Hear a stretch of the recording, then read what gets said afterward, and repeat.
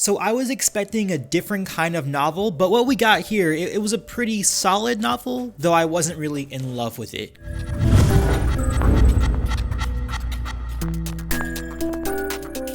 Hey guys, welcome to my Geek Talk. Today we are going to discuss the new Ahsoka novel. Now, just from that title alone, Ahsoka, I expected that it would be a little bit more inclusive of her life, more so between the Clone Wars and Rebels, of what we saw her from Rebels. But it's really just a small chunk of Ahsoka's life, so I feel like the title itself was a little bit misleading in that way. I also thought it was going to be an adult novel, and I thought it was going to be a lot longer. It was very short. I read it in a day, and apparently, as I found out after reading it, it was a high school level novel. So if you were expecting that, if you were expecting this to be like this big Ahsoka novel, it really isn't. It's a lot more small.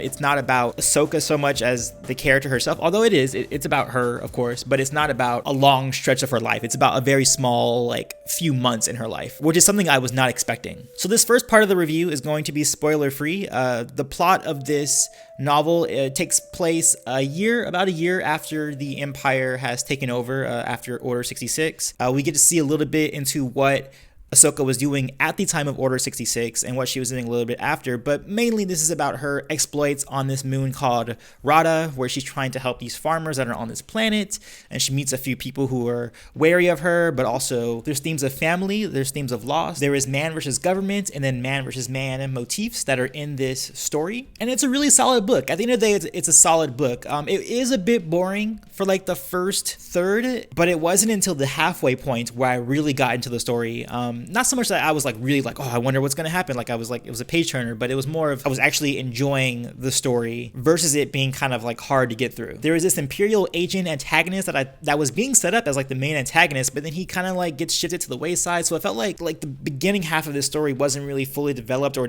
wasn't sure where it was going, especially with this character, because this character seemed like he was gonna get developed, and then he kind of just kind of gets, I mean, literally something happens at the end. It's like, okay, just forget about him, kind of deal. And then we have another character that comes in the second half that becomes more significant, which possibly that could have been the character from the get-go. There was a lot of similar themes in this story to A New Dawn, the Kanan novel, or the Kanan and Hera novel that was the first canon novel to come out in 2014, including some specific scenes where Ahsoka saves another character or another set of characters from a falling thing and uses the Force and reveals herself as a Jedi. Some of the writing was a little bit repetitive, especially in the beginning half, where Ahsoka is having like the same thoughts over and over, and like the same scenarios kind of happening to her. The Empire is the Empire too quickly, I feel like sometimes with these stories they try too hard to like harken back to the original trilogy or harken back to a plot line that's already visually there. I think it even happened with Force Awakens a little bit, where they kind of just are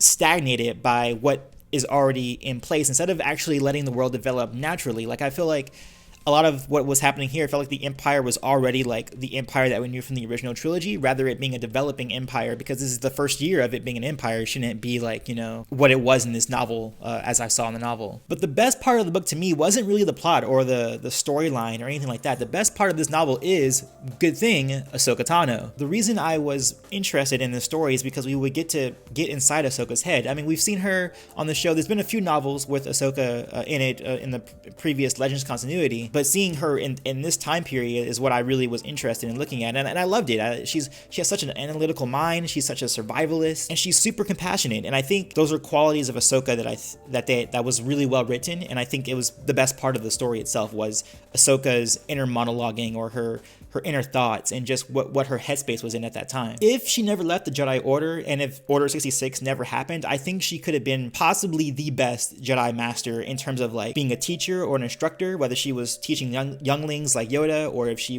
took on a direct Padawan like Obi-Wan or any of the other Jedi Masters. I think she would have... Come in, it's okay, come in. I'm recording right now. Gosh.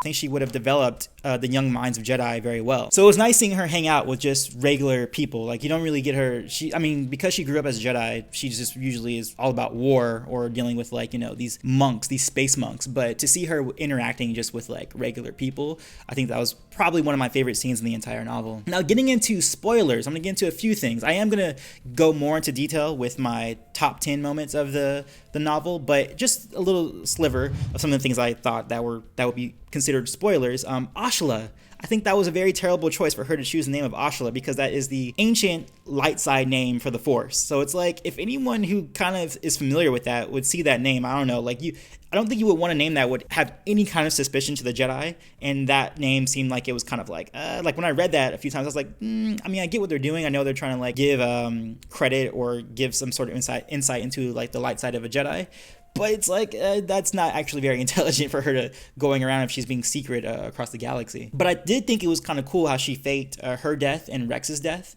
where we even get to see the scene of them at the tombstone and her placing her sabers at that gravesite to make it seem like, she was gone. And I thought that was a cool scene. Like, that was a cool detail. But how does she know Palpatine is a Sith? I mean, I would understand that if Bail Organa told her that later in the story when they, meet.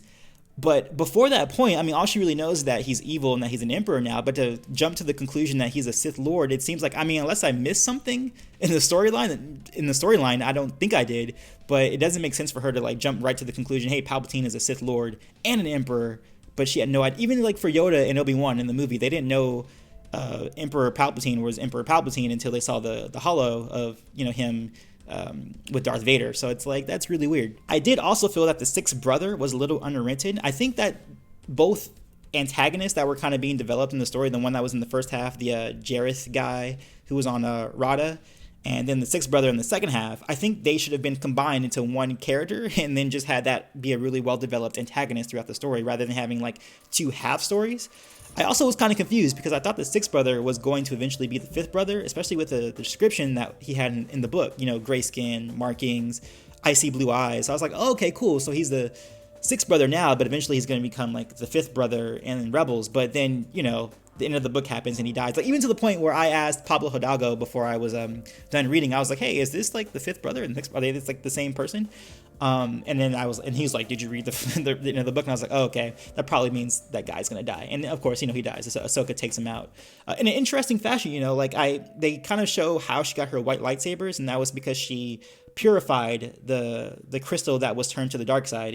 As they call it, the crystal is a bleeding crystal when it's on the dark side. That was cool. I like that little aspect that she kind of purified the lightsaber. I think that was a cool little detail. And then last, there was the relationship between Kaden and Ahsoka. Like, they kind of were hinting at Kaden having affections for Ahsoka, but that never really develops. Like, at the end of the book, they even have like a moment where she's like, I know that Jedi can't do this and that, but I'm still gonna tell you that I want to kiss you anyway. But then that never really comes up again. It was kind of weird. Like, everything in this novel, I think, was kind of underdeveloped in a way. Like, I feel like it was more an outline than it was like a full novel.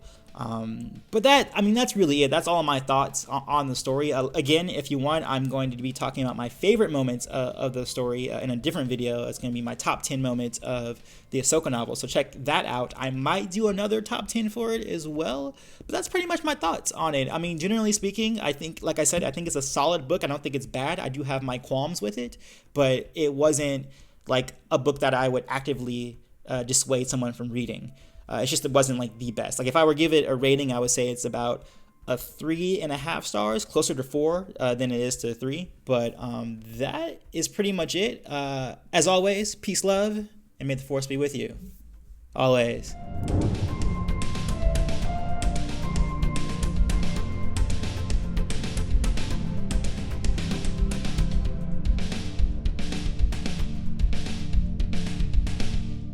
Come in, it's okay, come in. I'm recording right now. Just for a few more minutes. Okay, hush. Oh, thank you.